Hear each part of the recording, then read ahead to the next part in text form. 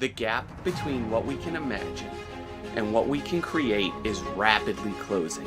In the past, gatekeepers of technology and our own limiting beliefs posed significant barriers, convincing us that many things were out of our own reach.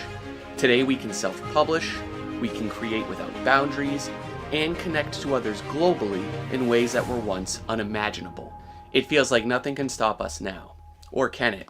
Hi, my name is Tyler Edlin. I've been a professional artist and instructor for close to 15 years now, and let's talk about the future of creativity. There's a number of challenges for us to still face moving forward, including new emerging and evasive technologies like AI.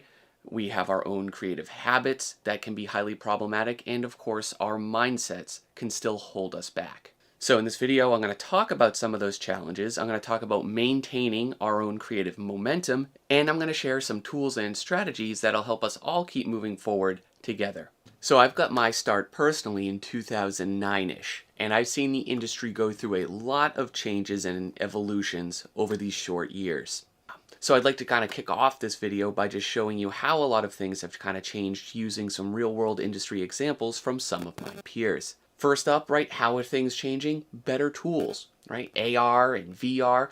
There's professionals like the very well-known Armin Serrano. He's using VR technology now in a lot of his environment designs for his feature productions. And he said himself, you know, the use of VR technology in visual development gave him a lot of creative control over the space and style. The use of VR has made art direction for him a little bit more easier and helps him have a lot of creative control during pre-ves. It speeds up the process, leading to early pre-visualization of lighting, color, keying, texture, and a smoother turnover for his environment modeling. 3D printing has changed a lot of independent kind of commercial artists and those looking to start their own businesses. There's no shortage of folks 3D printing and building their own sets and selling them on Etsy. My buddy Gavin Manners, he's a professional working freelance concept designer. He just built his own new website, starting a new company. He's launched a Kickstarter to get going on his first product, and he's essentially just designing his own mechs and pieces and kits and distributing them online through his new website. So folks can go, they can download like the TPL files, print them out themselves. I think he's also working out a way that you can buy some of the kits pre-printed and build and assemble them like a traditional model set. I just think what he's doing here is absolutely fantastic and a fantastic way to utilize your varied skill sets. Similarly, technologies have also changed in regards to game development, right? There's now Unreal 5. My buddy Leo Avero, who's a freelance concept artist over at One Pixel Brush, he's building his own game. He's doing this almost entirely himself. He's using a combination of like 3D scanning, Unreal, his own modeling and animating skills that he's taking from his own passion of film and game, and he's building his own game. I love seeing independent artists who are masters of their craft do something for themselves to take full creative control. You can wish list his game and check out the trailer in full over on Steam. I'll have a link below. And then we have creative designers like Peter Krasinski here, who takes full advantage of 3D scanning capabilities. I was instantly wowed when I saw a lot of his highly detailed and very rich 3D environment concepts, and it turns out, you know, he has a drone and he flies over a lot of things and he captures that footage, and then he basically imports them into Blender, he cleans them up, he modifies them, and then he builds concepts and basically virtual sets with them. Again, new workflows is always awesome. Now, just a quick one that's not as exciting, there's cloud collaboration softwares. There's a lot of new ways that teams can work, collaborate together, and again, it can streamline the idea process. And the other big one, of course, that I should mention is the availability of online education. It's technically now easier and more approachable to learn almost anything in the world, especially when it comes to kind of the creative fields. You don't have to do the same path that I did, which I went to a traditional art college in the US and went broke and into debt from that. There's a lot of online options for all price points. So education accessibility is huge. That's more so where the new challenges are, just simply choosing the best option for you so you're not wasting a lot of time. But yeah, the time from idea to tangible solutions is definitely getting better and better. This in turn presents more and more opportunities for a lot of creatives, more than there has ever been before. So even though much of the creative industries are moving faster, it doesn't always feel like that if you're in the gaming sector, since AAA games are taking 4, 5, 6 years or more to kind of develop. And then there's studios like EA that are embracing AI to its fullest, saying that it's going to speed everything up, even though the day later they're laying off 670 people, right? So there's going to be a lot of friction here. There's going to be a lot of displacement as this field is moving forward. And I think in theory, AI as a tool is great, but it's not being used ethically.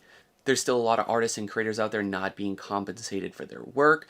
And then there's companies like Adobe that's just stripping all our data without our consent and, implementing AI everywhere we look. So yeah, this is something we're all grappling as we move forward.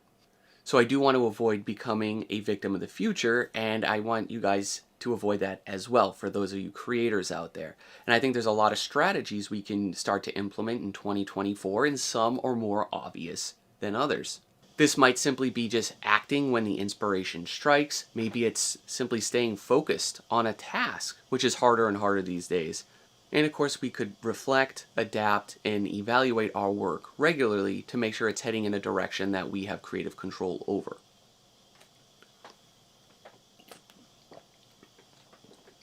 And one of the less talked about ways that I keep my creative momentum at an all-time high is by balancing my stress, maintaining my energy levels, and doing all this with deep focus.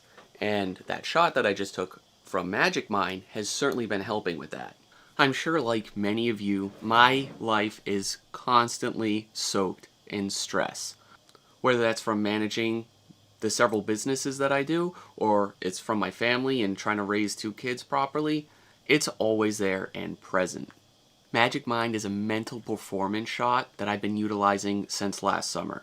It helps me think at work, and then it helps me manage the stress when I'm dealing with my kids. And one of the other goals that it's been helping me achieve as a byproduct is sleep. I'm sleeping a lot better. I'm letting my muscles and other physical routines recover properly now because I'm going to bed less stressed. Now, this is not a coffee replacement.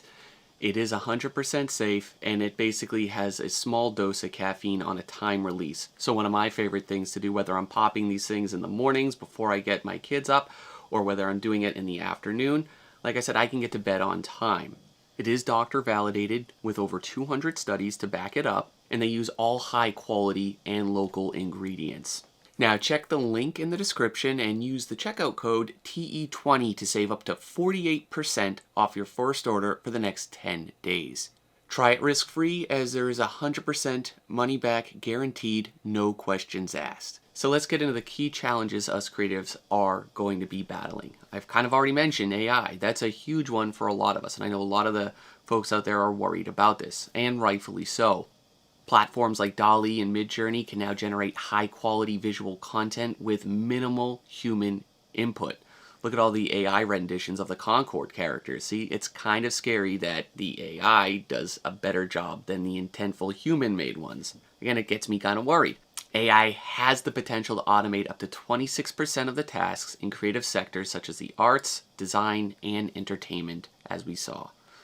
So whether you are in visual arts like me, if you're a writer, if you're in content creation, music and video production, to architecture design, AI is already being implemented into those various sectors.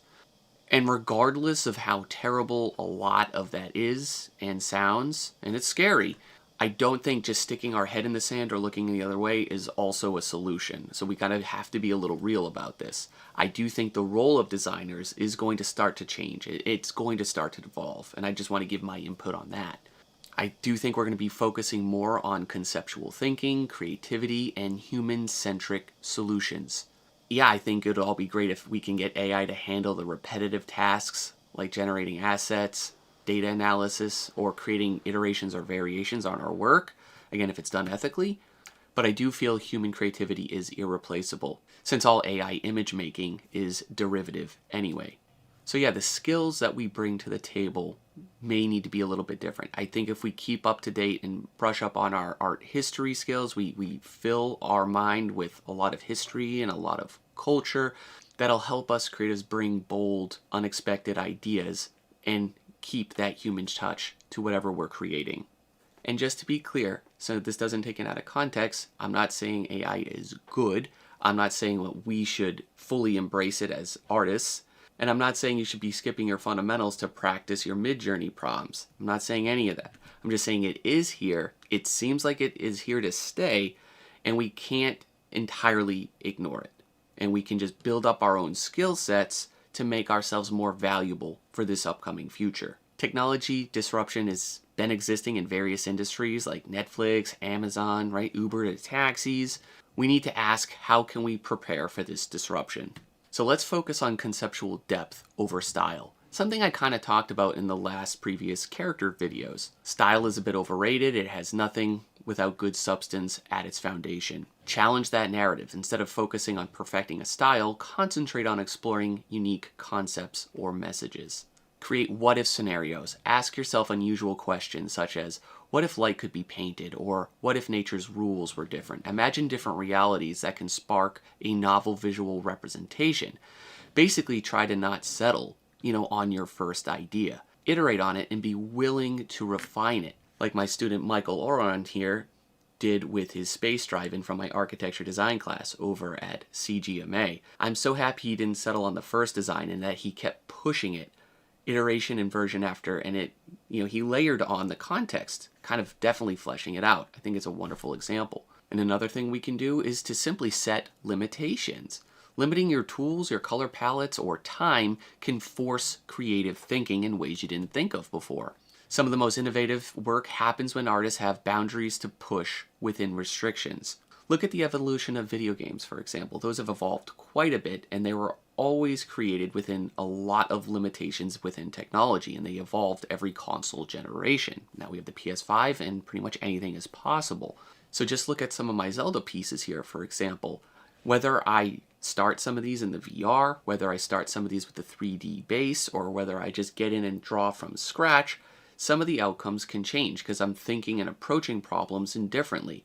They're all still Zelda pieces, but I might change how I'm approaching a piece depending on what I want to get out of it. Another big problem that we are all facing is that we are all distracted all the time. Like I heard people are distracted basically every 90 seconds. This reduces creativity and productivity. That goes without say. A study by Rescue Time found that people spend an average of 3 hours, 15 minutes on their phones daily, with 20% of users spending more than 4.5 hours on their devices. Another thing we have to keep in mind, multitasking is a bit of a myth. I think there's a lot of wasted creative potential when it comes to multitasking. Because essentially you're doing 2 tasks at half the capacity that you would be having that focus to put into one. So everything is suffering. Multitasking specifically caused by tech distractions will reduce productivity as much as 40%, according to the World Economic Forum. So here's a few simple tools that I do and strategies that I implement in my own routines and schedule that help me stay focused and on track. I like to think of my workday as focused sprints. And I try to basically break up my entire day, whether that starts at like 5 a.m. and ends at 6 or whatever it is. I try to basically do a lot of focus sprints within there. Essentially, that's just focusing very heavily for about 90 minutes and then following that up with 20 to 30 minutes of rest. And I just try to repeat that cycle throughout the day. Just think of a time when you have done anything for more than 4 or 5 hours consecutively. The effort, the passion, and the focus is never there. The work is never there. Even if you like what you're doing, the longer you do it. That's why I love to break up the workday. Another thing that I've been doing more recently is better brainstorm sessions. I call the Brush Sauce crew up. We get on a little call and we just bounce ideas back and forth. I feel like every company needs a good feedback loop to really kind of improve. So obviously those of you that don't kind of have a company sort of ecosystem, find a few pals and people that you trust, like on a Discord or a server, get into there and get ideas and feedback that you guys can push around together. It's more minds is better than one in many scenarios. Another thing that I've been doing lately in my new routine is forcing a little boredom. So when I'm on one of my daily breaks, I love to go for a walk and I leave my device at home. Before I used to carry it on, I used to watch YouTube, I used to listen to podcasts, I used to take notes even.